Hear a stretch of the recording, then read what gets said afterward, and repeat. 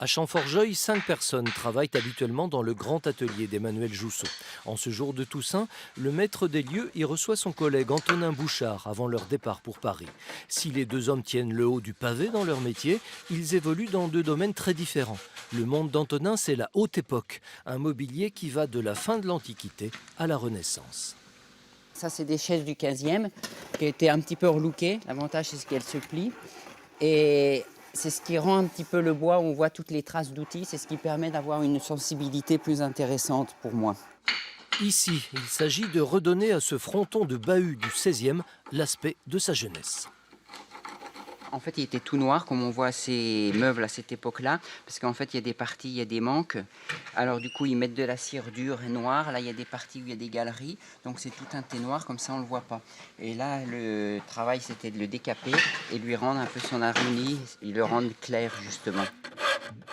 De son côté, Emmanuel Jousseau s'affaire à monter un meuble résolument d'aujourd'hui.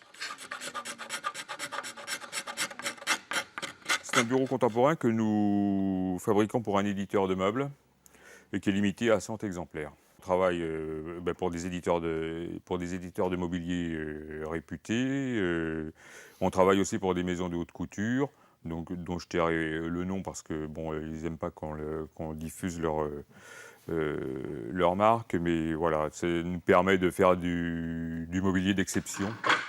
Pour ces deux artisans, le Salon du patrimoine culturel, où ils se préparent à exposer, est un événement très attendu.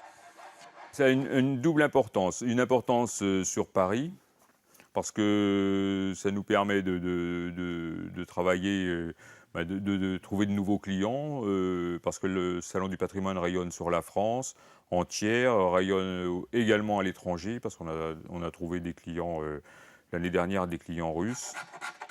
Époque et style mêlés, tous ces objets très travaillés dégagent une impression aussi bien de noblesse que d'humilité. Il ne reste plus qu'à souhaiter à nos deux artisans de revenir de Paris avec plein de commandes.